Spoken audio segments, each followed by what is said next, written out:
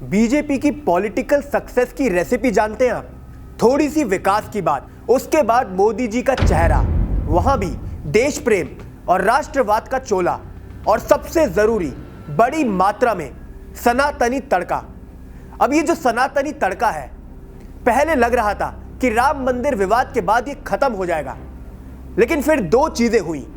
पहली, उदयनिधि का सनातन बयान, और उसके बाद ब्रिटेन के प्रधानमंत्री ऋषि सुनक का सनातनी अवतार। बीजेपी वाले मानकर चल रहे हैं कि उनके लिए तो समय से पहले और उम्मीद से बड़ी दिवाली पहले ही आ चुकी है।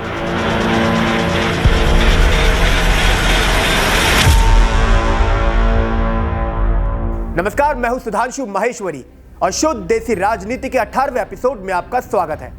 G20 के सुपर सक्सेसफुल होने के लिए आप सभी को बहुत बड़ी वाली बधाई। पॉलिटिक्स से ऊपर उठकर देखें तो G20 में जो हुआ वो देश के लिए काफी अच्छा रहा। 20 मुल्क के नेता आए, पीएम मोदी से सभी की बात हुई, कई बड़ी डील्स हुई, लेकिन लाइमलाइट सारी हमारे हिंदुस्तान के दामाद ने लूट ली। वही हमारे ब्रिटेन के प्रधानमंत्री ऋषि सुनक, क्या सनातनी अवतार दिखाया उन्होंने अपना। वो खुद को प्राउड हिंदू बताना, वो अक्षरधाम जाकर दर्शन करना।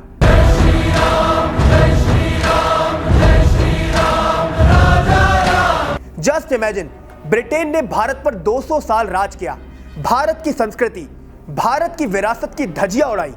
अब G20 समिट में ब्रिटेन के पीएम भारत की उसी संस्कृति के सामने झुक गए, खुद को हिंदू बताया, पत्नी के साथ पूजा अर्चना की, और वो भी कब, जब देश में सनातन विवाद चल रहा है। कुछ समझ लग रही है? ये कोई ऐसा वैसा नैरेटिव नहीं है। मतलब इस देश के एक नेता ने सनातन को लेकर अनाप शनाप बोला, वही दूसरे देश के प्रधानमंत्री ने उसी सनातन को इतना पूजा। ये देख, बीजेपी विल डेफिनेटली से आई लाइक इट।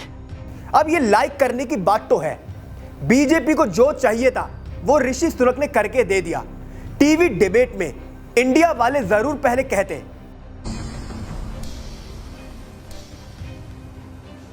उन्हें लगा अगर हम कुछ नहीं बोलेंगे तो बीजेपी को मुद्दा ही नहीं मिलेगा, मुद्दा नहीं मिलेगा तो हिंदुत्व वाला दाव फेल। लेकिन फिर सुनक जी आए और उनका सनातनी अवतार आया और बीजेपी खेमे में शुरू हो गई पार्टी। इस पार्टी में सबसे तगड़ा स्टेटमेंट दिया गया यूपी के मुख्यमंत्री योगी आदित्यनाथ द्वारा। उन्होंने कहा, आज कई ऐसे लोग हैं जो भारत में रहकर भारत को कोस रहे हैं, वही दूसरी तरफ ऋषि सुनक को हिंदू होने पर गर्व है, उन्हें जय श्री राम बोलने में कोई शर्म नहीं आती। अब योगी जी बोले तो मोदी जी कैसे पीछे रह जाते। उन्होंने मध्य प्रदेश में मोर्चा संभाला, सनातन विवाद पर दो टूक कहा, इंडिया वाले सनातन को तहस नहस करवाना चाहते हैं, हमें इनके मंसूबों को रोकना होगा। अब ध्यान से समझिए, जब मोदी जी ये सब बोल रहे थे, सोशल मीडिया पर ऋषि सुनक की एक और फोटो बहुत तेजी से वायरल हुई। फोटो में सुनक गाय को खाना खिला रहे थे। बड़ी बात देखिए, ऋषि सुनक ने खुद वो फोटो डाली। अब हमें नहीं पता अगर उन्हें अपनी उस फोटो का सिग्निफिकेंस पता है या नहीं, लेकिन भारत में तो हिंदू लोग गाय को माता मानते हैं। बीजेपी वालों को तो जरूरत से ज्यादा प्यार है। ऐसे में उनके लिए सुनक की इमेज क्या बनती है? Rishi Sunak is equal to Hindutva, जय श्री राम और गाय को प्यार करने वाला। अब ये सारी चीजें सनातन के अंदर ही आती हैं और सनातन को लेकर देश में डिबेट चल रही है। ऐसे में बीजेपी दिखाना चाहती है कि विदेशी नेता भी सनातन को लेकर उनकी टीम में है, विपक्ष सपोर्ट करे या ना करे, लेकिन सुनक करते रहेंगे। वैसे एक मजे की बात, ऋषि सुनक को लेकर बीजेपी वालों का प्यार थोड़ा पुराना है।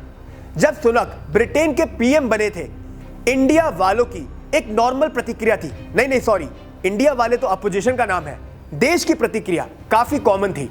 भारतीय समुदाय का कोई नेता उस ब्रिटेन का प्रधानमंत्री बना जिसने देश पर कितने साल राज किया। लेकिन बीजेपी वालों ने अपना असली खेल तभी शुरू कर दिया। उन्हें सुनक में भारतीय तो दिखा, लेकिन उससे बड़ा एक सनातनी दिखा। तभी तो उनके पीएम बनते ही सीएम शिवराज सिंह चौहान ने तुरंत कहा, आपको अपने हिंदू जड़ों पर गर्व है और हमें भी आपकी इस उपलब्धि पर गर्व है। अपने कपिल मिश्रा साहब ने कह दिया, दिवाली से पहले एक हिंदू ब्रिटेन का पीएम बन गया। मतलब सुनक को यह पता ही नहीं चला, वो कहने को ब्रिटेन के पीएम है, लेकिन वो लंबे समय से बीजेपी के लिए उनकी हिंदुत्व वाली पिच पर बैटिंग कर रहे हैं। नहीं पता मुझे। हाँ, तो वही बात तो है सुनक जी, आपको नहीं पता, लेकिन आपके नाम पर इस देश में क्या बेचा जा रहा है और क्या बेचने की तैयारी की जा रही है, यू हैव नो आइडिया। वैसे दिमाग में तो आपका ये सवाल जरूर आ रहा होगा कि ये बीजेपी सनातन को लेकर इतना बड़ा विवाद क्यों खड़ा कर रही है। ठीक है, एक कंट्रोवर्सी है, हर एक्शन पर रिएक्शन होता है, लेकिन उसके बाद तो ये विवाद खत्म हो जाना चाहिए था। लेकिन ना, आप एक बात भूल रहे हैं, ये जो सनातन विवाद है ये बीजेपी को साउथ में कोई फायदा नहीं देगा, लेकिन हिंदी पट्टी वाले राज्यों में इस एक अकेले नैरेटिव में इतना दम है कि ये विपक्ष की हवा निकाल सकता है। अब हुआ ये कि उदयनिधि ने सनातन पर कमेंट किया। वो डीएमके के नेता हैं, तमिलनाडु में जो द्रविड़ वाली विचारधारा है उससे ये बयान मेल भी खाता है। ऐसे में डीएमके को तमिलनाडु में फायदा हो सकता है, बल्कि कहना चाहिए इंडिया वालों को तमिलनाडु में इस कंट्रोवर्सी की वजह से सीधा बेनिफिट होता दिख रहा है। लेकिन सवाल वही, किस एक्सपेंस पर इंडिया वालों को यह बेनिफिट मिल रहा है। आप यूपी गवा देंगे, एमपी में नुकसान होगा, गुजरात में सफाया होगा, महाराष्ट्र बिहार में भी चोट लगेगी। एक राज्य का फायदा आपको कई सीटों का नुकसान देने वाला है। अब इंडिया धीरे धीरे इस बात को समझ रहा है, लेकिन बीजेपी ने इसे समय से पहले समझ भी लिया है और उसका एक्शन प्लान पूरी तरह तैयार है। इसी वजह से सुनक को और ज्यादा बड़ा सनातनी दिखाया जाएगा, खुद को सबसे बड़ा हिंदू साबित करने की होड़ होगी, और इस बीच विकास, महंगाई जैसे मुद्दे फिर कहीं पीछे छूट जाएंगे।